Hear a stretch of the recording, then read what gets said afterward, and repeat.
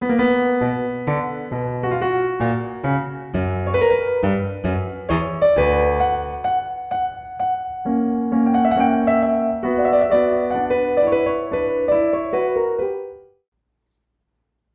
right, well, I'm Joel Bowman, and I'm here in Athens, Greece, not Athens, Texas, with Anya Leonard, who is the co-founder and director of Classical Wisdom Weekly. And Anya, why don't you maybe start by telling us why it is you and I are in Greece together, and we get our disclaimers out of the way right up top. Well, maybe we should start off with the fact that we're married, so that's why we're here together, as opposed to just randomly meeting up. Though that can happen. We are in Athens for a few reasons. One, we've got to enjoy the summer opportunities while we can. Two, I have a big symposium coming up, so it seems appropriate to be in Greece for that, which I'm sure we'll speak about later. And three, because everybody is telling you not to do it, to not travel. So we would do naturally the contrarian. We've always been a big fan of crisis vacationing and making sure we can put money in tourists in industries when they need it most. And, there's a children's story we've been reading to our daughter recently. It's a little Native American fable from the 50s, actually. And in it, there's the chief says to his son, "My eyes must have tricked me. I saw this white horse in a field of white daisies," and the little boy goes the next day to check it out, and he says, he finds out there is a white horse, and the father says at the very end, you were wise to trust your own senses rather than just what you heard. So we've been hearing about these, horrible fires and the Delta variant and all these, plague and pestilence and such. So, we needed to check it out with our own eyes, and I'm happy to report that it's beautiful and everyone's out and about, and there's not mass chaos in the streets. So it's actually mostly people sitting out in little cafes and doing what the Greeks do best. Yeah, so maybe that's the first point to mention, is that Greece is open. Mm-hmm. There had been fires just to the north of the city and on one of the nearby islands when we arrived. But had we relied just on our news sources from the comfort of our couch back in the United States, we would never have gone anywhere. We would have been in the fetal position under the bed with the lights out, cowering in fear, as one does. But so, how have you found? I mean, you've been to Greece. We've both been to Greece a few times now. How have you found the famous Greek Xenia, which is to say their hospitality, this time compared with previous visits? Well, just to expand on the concept of Xenia for a second, right. This is an ancient Greek term that is basically the fundamental principle of Homer's Odyssey, that there is a special relationship that guests and hosts are supposed to have. In the ancient Greek world, one treated their guests with following very strict rules, such as, you always bring a gift, and you always, act very appropriately. When you're the host, you're not supposed to ask too many questions before your guest is fed. Not even their name. Yeah, you don't even have to ask their name. Now, in the ancient Greek world, you did this because Zeus himself was the god of Xenia, Xenia, and he could be in disguise and was very likely to zap you if you were an inappropriate guest or host. So always bring that gift when you go to a friend's house. But the Xenia is alive and well. And, it's actually really cool being here right now, because it's sort of like going back in time. And, the first time I traveled here was in the late 90s. And since then, budget airlines have exploded. And the last couple of times we came to Europe, I noticed it sort of felt like, Disneyland or something. Yeah. The authenticity of a place was in doubt when you seem to be only surrounded by other tourists, and it kind of takes away a bit of the feel of actually enjoying another culture. And I have never been here and heard so much Greek. I mean, you're actually surrounded by Greeks, which is awesome, just selfishly. But also the Greeks seem very, they're characteristically warm and welcoming, and they seem so happy to have tourists here. So it's beautiful. It's a beautiful time to be here. I'm really happy that we're here. I'm really happy that we can contribute to the local economy and enjoy ourselves in the process. And it's wonderful weather we've had too. It's been a bit of a heat wave, but listeners might be able to hear a thunderstorm brewing in the background that was holding off until we hit record. And now I think the thunder's going in. So. Yeah, and also we were supposed to go and see the Parthenon directly after this. Maybe Zeus's ears were burning when you were talking about him before. It's like, oh, I'm going to be on this show. I better make an appearance. Better pipe up, yeah.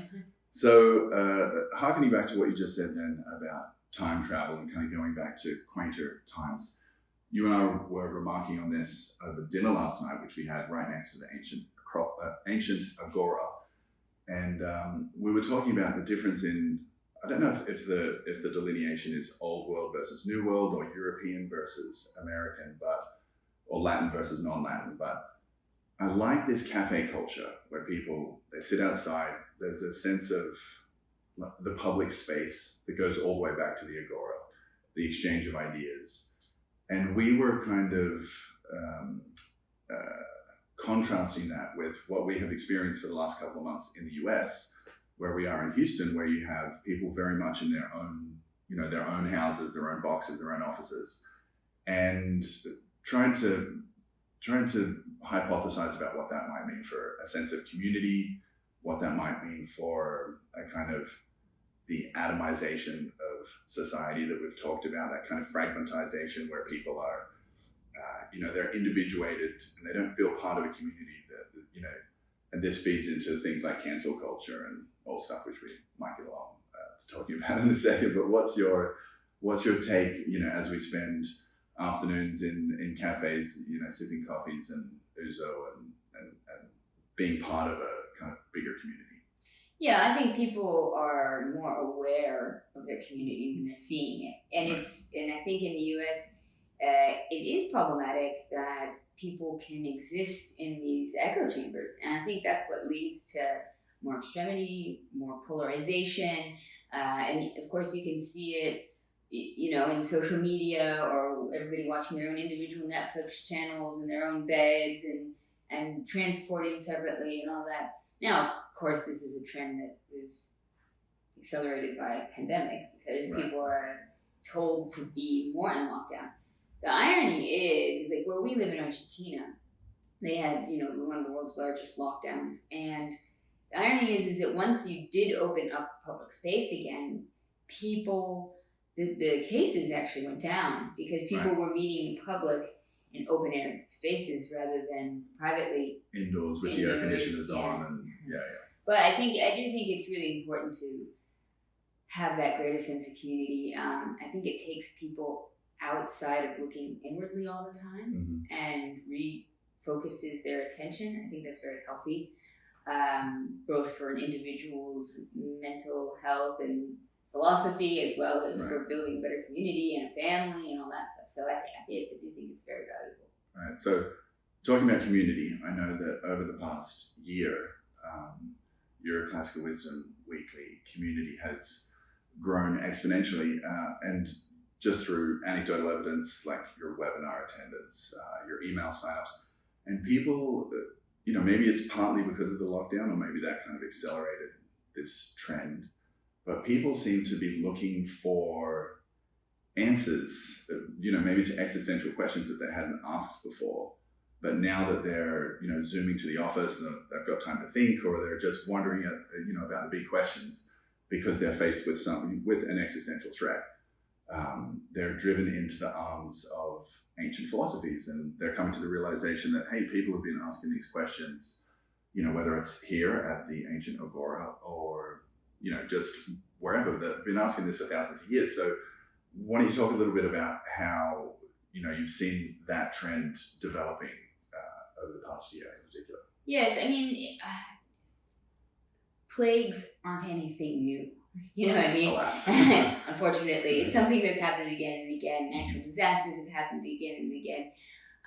And so I think it is really valuable to remember that even when things are really bad or stressful, that there are ways out, that it will finished, that life does go on. And This too shall pass. yes, yeah.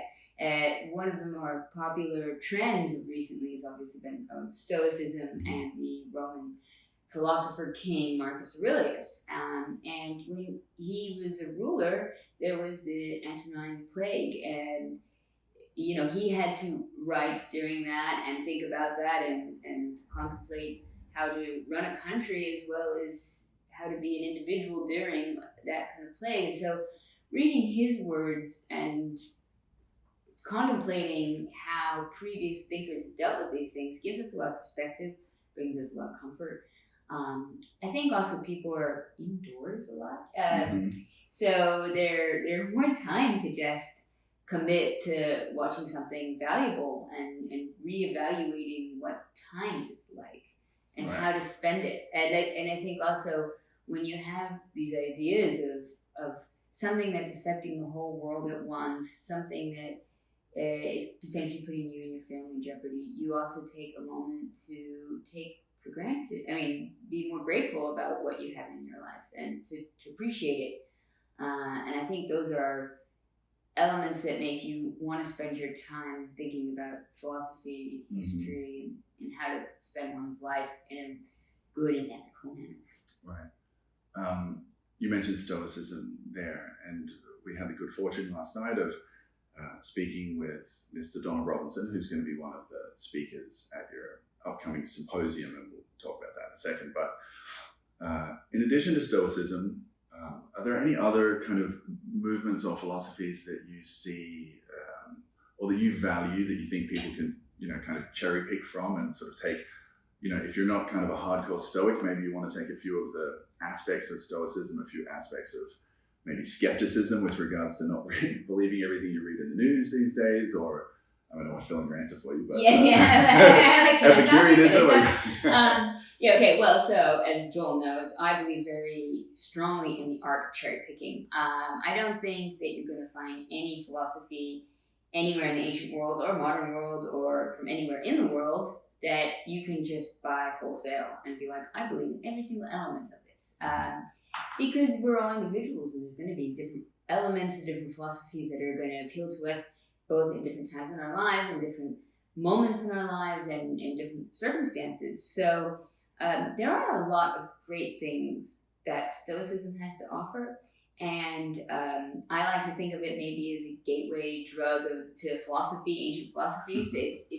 It's very accessible because it has Marcus Aurelius and his meditations as a great jumping off point, and you have Epictetus.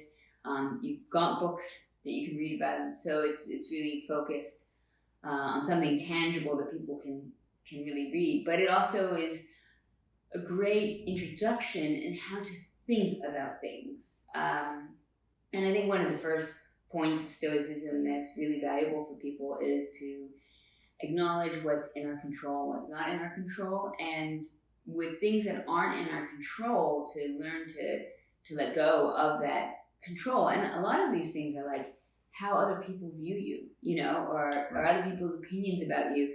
When you let go of that, you're really much freer to spend your time thinking about better things. And to your question, yes, skepticism. Skepticism today, it almost sounds like a dirty word, but it actually can fulfill a whole spectrum of meanings.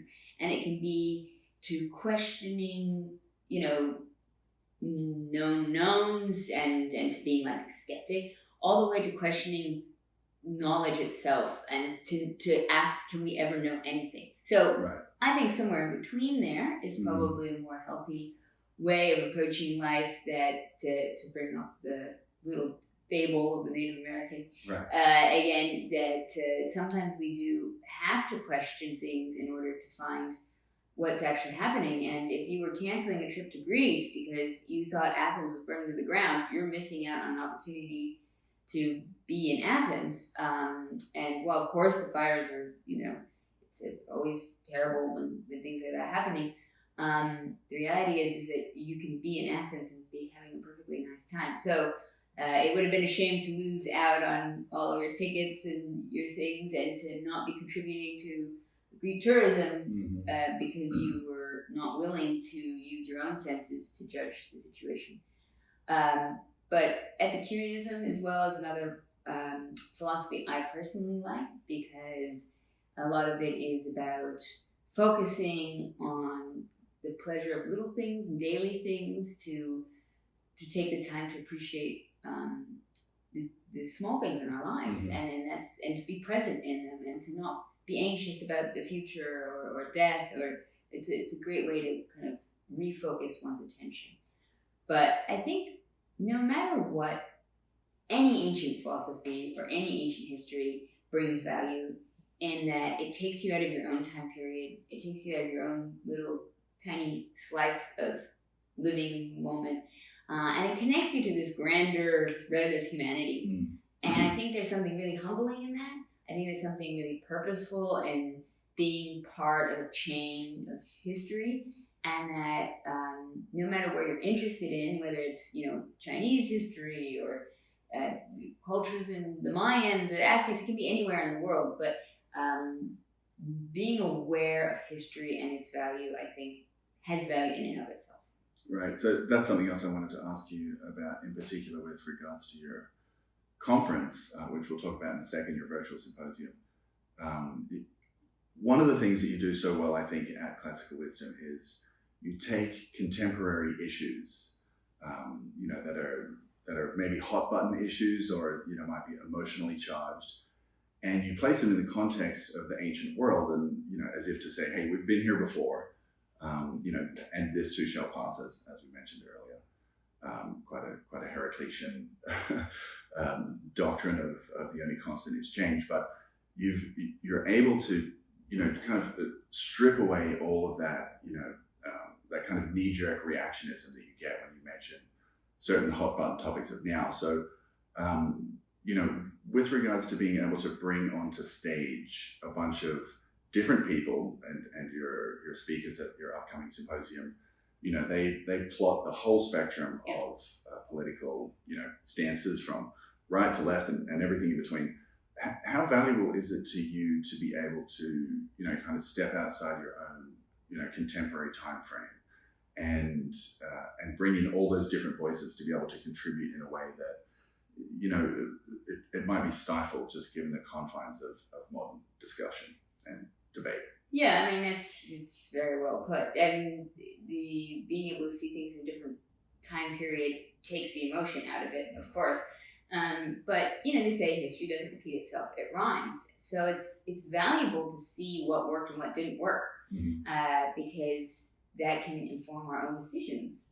And I think it's valuable to have people from different points along the political spectrum, because they will have completely different insights. Now, if you really want to get to the truth of something, then you need to hear opposing ideas. Like, if you're just hearing your own ideas coming back at you, you will never learn anything. And they say sometimes the best thing is to lose an argument, because that's the only way you know that you're actually learning something. So the value of having different perspectives, it's invaluable. So I'll give a perfect example.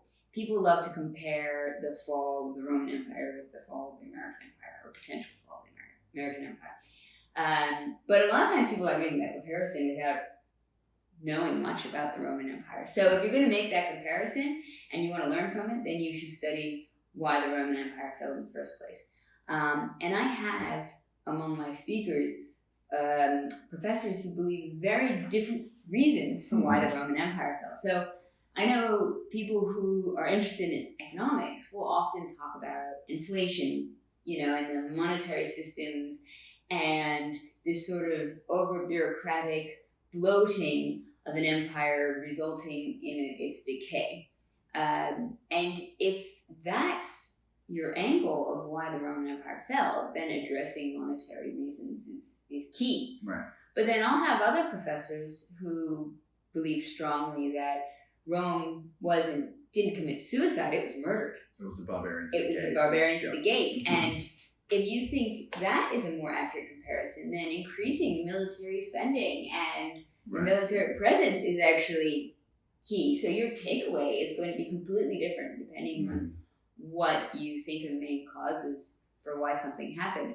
So if we do want to learn the lessons of history, and we should learn the lessons. I mean, they're all there for us. Right. We have so much knowledge, and you know, it's kind of like when you see Hitler invading Russia, right? If you didn't know Napoleon, you're like, what an idiot! Napoleon just, I mean, it wasn't even that long ago, and like, you know that Hitler's had generals had read about Napoleon, and yet did the exact same mistakes. Mm-hmm. You know, being in Russia in the wintertime is a dumb idea. Right, unless you're the Russian army defending this good tactical position. Well, yeah. So the point is, why would you do something so stupid again when you had the history book telling you that wasn't going to work? Right. So we have all this history, and unfortunately, there's a trend at the moment where people think that we shouldn't learn from history, and you kind of want to say to them, why would you want to repeat the same mistakes? Right. And if we're going to move and progress as society, if we're going to get past difficult times like pestilence and plague, then we should be learning how people did it, even if they did it the wrong way. That's a valuable lesson. So this gets to, a couple of points. It gets to, when you were talking about the dialectical framework before, about having a discussion with somebody and quote unquote losing the debate or the interchange. I guess it depends on your position or your goal in that discourse. If your aim is getting at truth, then however you get at it, or whomever comes up with the idea, then you've both won. Yep. If you get a little closer to what you think is truth, provided you're not an extreme skeptic and you think truth is unknowable. But the extreme adversarial position where we're just trying to one-up one another, or we're just trying to get a little soundbite where we get a little gotcha moment, that seems to be more of a product of that we get back to this modern kind of concept of cancel culture, where it seems not to be as much involved with trying to determine what truth might actually be, to the extent that we can at all, and rather with beating down the opponent, which in one case, if nobody's getting at truth, then that's just kind of a race to ignorance. Yeah, and you think of the premise of almost all major philosophies and even indeed religions, that the only way you're really going to find happiness, contentment, wisdom, knowledge is first to take down the ego. Right. You got to start with, I know that I know nothing. So if everyone's spending all their time trying to show off how smart they are or beat each other in the point, they're never going to get to truth, but then they're also never going to get to wisdom. They're never going to get to contentment. They're never going to get to happiness. So I think, again, when we bring up the value of learning ancient philosophies and indeed philosophies in general, is a way to have an outlook on life that will help you genuinely be a better, happier, more interested person, which has a knock-on effect of helping your family, helping your community, helping your business. I mean, it is really important to change, to be aware of how we look at our lives and how we look at the world around us, and how we should live in our lives. Just to ask those questions, I think, is the most important thing. And the first step, I would say, to knowing thyself, Socrates would say. So let's get back to this history, doesn't repeat but rhymes. The theme of this year's virtual symposium, this is your second one that you've held, is the fall of nations, the end of empires. This may resonate with some of our listeners who have been, reading, among others, Bill's columns for the past few decades, and him ruminating on the late stage decay of the American empire. Why don't you tell us a little bit about the theme, and in particular some of the speakers that you have, because you've got a really star-studded lineup this year, which is fantastic to see. Yeah, it's really, really exciting. I'm thrilled about it. We literally have some of the most celebrated historians, philosophers, and classicists alive today joining us. So it kind of started off last year. I actually did the symposium on power and politics, and this year, before putting together the theme, I kind of came up with 20 different ideas, and I put it to the classical wisdom community. I put it to our audience, and thousands and thousands of people replied in with what they wanted to discuss, and this was what won out. So it is clearly a theme that people are interested in, that they want to know about. Different empires and nations, how they rise and fall, is a fascinating subject, but I think it has real world implications on how we can view our current events and make decisions on where we're going in the future. So with the classics in general, I usually try to kind of cover 3 broad topics, which is the philosophy, the history, as well as like the mythology and the literature. So mythology, we do discuss divine empires, and that's always just really interesting. Mythology is just fascinating tales in and of themselves, but they have interesting stories and morals and lessons tied within, for the more poetic amongst us. And maybe not so departed from the men and that invented them, the men and women who imagined the rise of the Titans, the fall of the Titans, the rise of the Olympians, that it all kind of intermeshes with very human emotions of envy and vengeance and hubris and all those kind of eternal, universal. Yes, they're timeless themes. And to your point previously, sometimes we can see meaning and lessons and stories resonate when they're less personal. So when we can see these messages in a myth and they take it home in a way that we might not be able to see in our own lives. We can project our problems and shortcomings onto the gods. Exactly. We also have a lot of historians. We have prominently Niall Ferguson. Your readers might be more familiar with him for the Ascent of Money and Civilizations. So he's actually bringing out a new book called Doom on the politics of catastrophe. So he's going to be doing a speech on that, but also doing a panel discussion along with Angie Hobbs, who is often on BBC podcasts as well. And she is a philosopher in the UK, along with James Hankins, who is the professor of classics at Harvard, and is actually a specialist in the Renaissance. So the 3 of them will discuss if empires and nations fall differently, and what that means to us today. So I think that's going to be a really interesting conversation. And then to bring back to Stoics, we also have quite a few prominent Stoics. So our next panel conversation the following day will be on the control we have over the fall of nations and how we can navigate that space and how can we prepare for it. So we have A.A. Long, the man who's credited with spearheading the modern Stoic movement, along with Donald Robertson, author of How to Think Like a Roman Emperor, and William B. Irvine. So that's going to be another great panel conversation. But amongst our other presentations, we have another renowned classicist, Edith Hall, and we have like a whole spectrum of people as well. And Paul Cartledge is another very famous, prominent classicist from the UK. We also have Aaron Smith from the Ayn Rand Institute.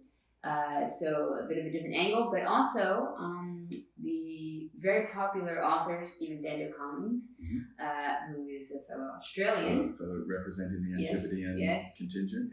He is, many of his books have been made into movies, like Rise of 300.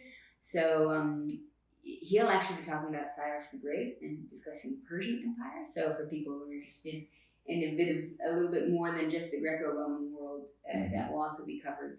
So we have a really, really interesting lineup, and it's going to be something for everybody. And Victor Davis Hanson. Another prominent fellow with a not shy of an opinion. Who bring that to bear. Not shy. He's often quite controversial in his opinions. People either love him or hate him.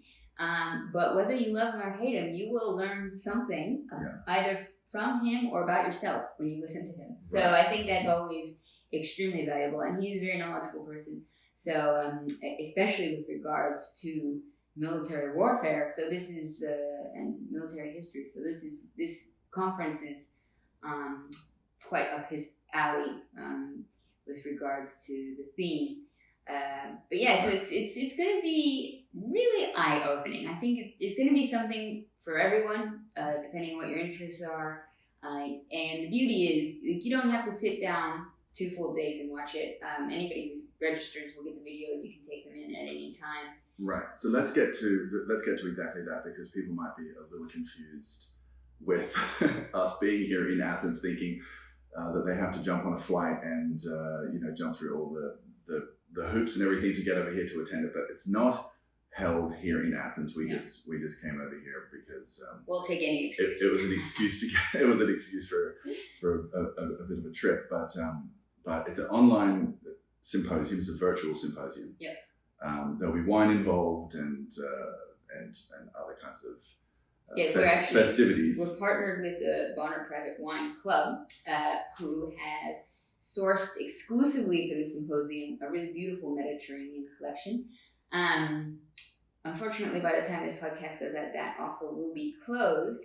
However, if you register, you can still get suggested wine pairings, and the wine presentation is going to be interesting in and of itself. Mm-hmm. So even if you do not partake in the Grape of Gods, I think you will still find something valuable in that presentation. But if you want to get into the spirit of things, you're welcome to get some of the suggestions offered by the sommelier and have a tipple along with a conversation. So we really are, we say we're trying to recreate the experience the best we can with modern technology and ancient vineyards. All right. Well, tell our listeners where they can learn more about it, where they can register, what the deal is, because I know it's coming up in just a couple of weeks, so you've got a lot of stuff to do beforehand, and people need to get registered if they want to libate while they contemplate. Yep, you can go to classicalwisdom.com/symposium. There will be all of the speakers, the schedule, and you can get your tickets there. It's also, we're trying to make this event as accessible as possible. We truly believe that ancient history has so much value in our modern world, and we don't want the price to be prohibitive for anybody. And it's really cool because the classics have a very wide range of audience, but also an international audience. Mm-hmm. And, we have students and professors from Tonga and Zimbabwe, and there's a huge skeptic movement in Brazil, and, there's big fans of ancient literature in China, and, so we really want to make it available to everybody and anyone. So it is based on donations. You can donate any amount you want. We started off as sort of a basic donation to cover the event, which was at like $29, which I think is extremely affordable for all the speakers. But we're telling anybody, even if you can't afford that, you can just email us at info@classicalwisdom.com and we'll help you out. And there's also just a donation box where you can put in as little as $1, or if you want to help support the classics, and you can put in any amount. We're working very hard to try to make the classics accessible, to show people its relevance, and to keep history alive. It's Bill Bonner once wrote, "It's the burden of remembering." But I don't think of it a burden. I think of it as an honor. And I think it's a privilege to carry history and keep it alive and to bring it to the next generation. I think it's really, really valuable. And I'm glad to be doing my part for that. All right. Well, congratulations. And before we sign off here, maybe you can tell me at the same time that you inform our audience, where are we off to next? Well, as beautiful as Athens is, a trip to Greece would not be complete without a bit of a tour of some of the islands. I see. For the history nerds among us, well, all the islands have something to offer, but we're going to go to Crete next, so we can see some of the Minoan archaeological finds that are there, as well as enjoy the beaches. So we better get booking some hotels then. Yeah. Since we're out of here in we got 24 hours. Full exploration ahead and adventure to embark on. All right, wonderful. A truly Mediterranean odyssey awaits. So Anya, thank you so much for coming on the show today and for inviting your husband and daughter out to Athens to share this experience with you. It's a real pleasure. My pleasure all around.